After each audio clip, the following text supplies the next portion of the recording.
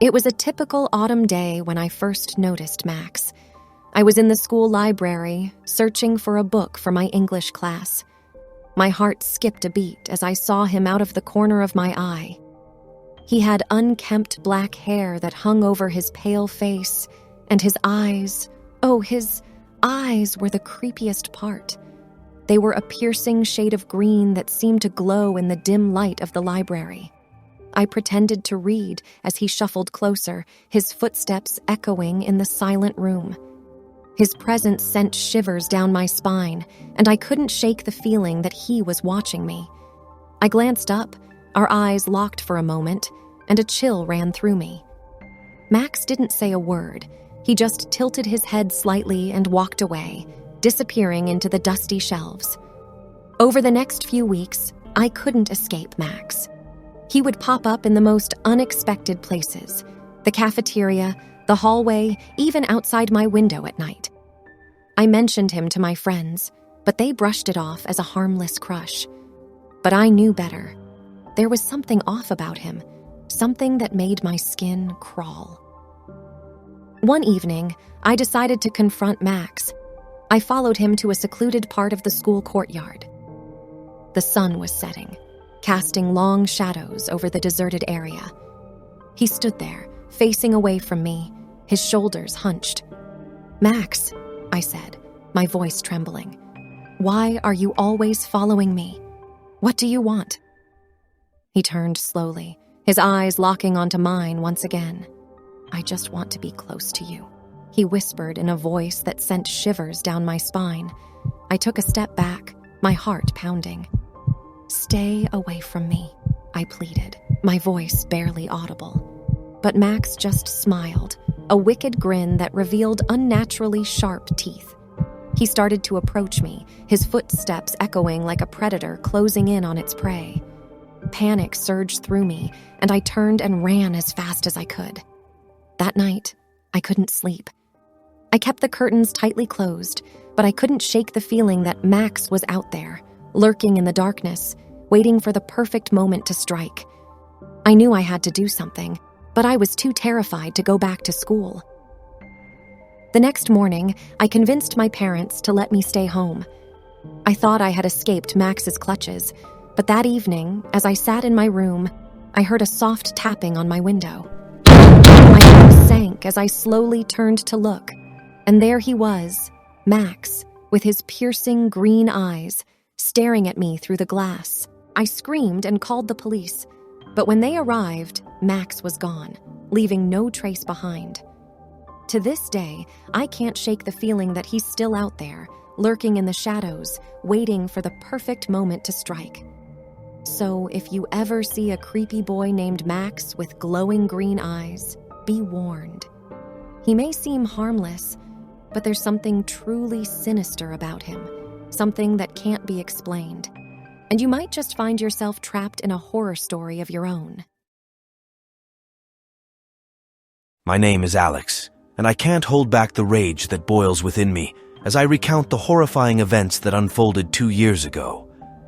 My little brother, Tommy, was a bright and gentle soul, only 14 years old when he met her.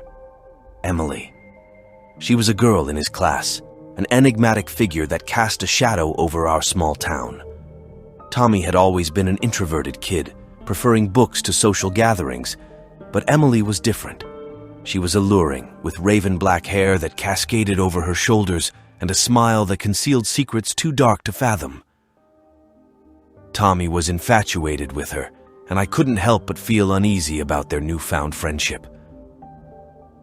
One evening, as the sun dipped below the horizon, Tommy received an invitation from Emily.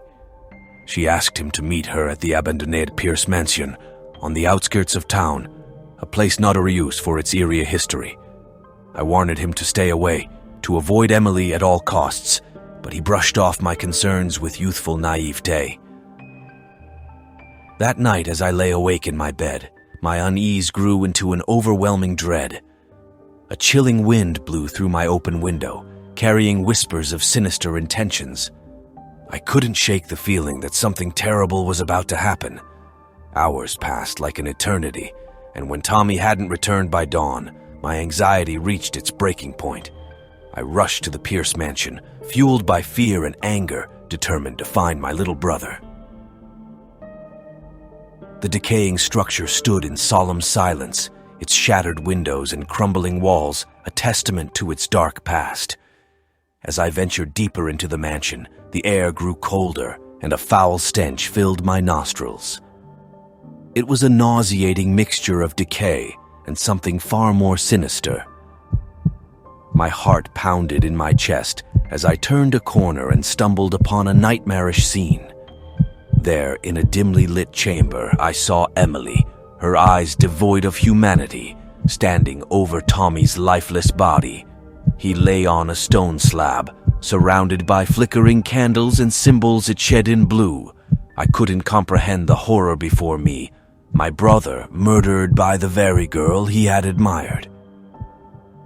Anger surged through my veins as I confronted Emily, demanding to know why she had done this to Tommy.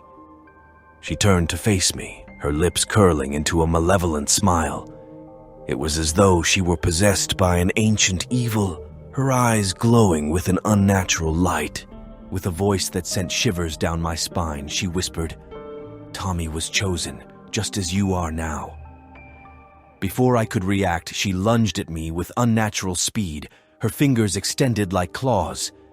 I managed to evade her grasp and flee from the mansion, my heart pounding with terror. I never saw Emily again after that night, and the Pierce mansion was eventually demolished, its dark history buried beneath the rubble.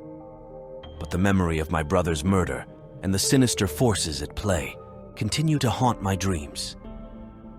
Now I am consumed by a burning rage, determined to uncover the truth and avenge my brother's death. I will stop at nothing to unravel the mysteries of that fateful night and confront the evil that still lurks in the shadows of our town, for Tommy's sake and my own. I still shiver when I recall that chilling encounter with my teacher, Mrs. Crawford. It was a gloomy Tuesday afternoon in late October, the wind whistling through the leafless trees and the rain drizzling like cold fingers on my umbrella. I was a senior in high school, trying to make it through the final year with decent grades and minimal drama. I had stayed late in the school library, working on a research project. When I finally finished, I packed up my books and decided to make my way home. The school was nearly empty, but Mrs. Crawford, my English teacher, was still lingering in her classroom. She called me over as I passed by her door. "Emma, dear, could you spare a moment?" she asked with a warm, inviting smile. I hesitated, but then decided to be polite. Mrs. Crawford was well-liked, and I had never had any reason to distrust her. "Of course, Mrs. Crawford. What can I help you with?" She leaned in slightly, her voice dropping to a conspiratorial whisper.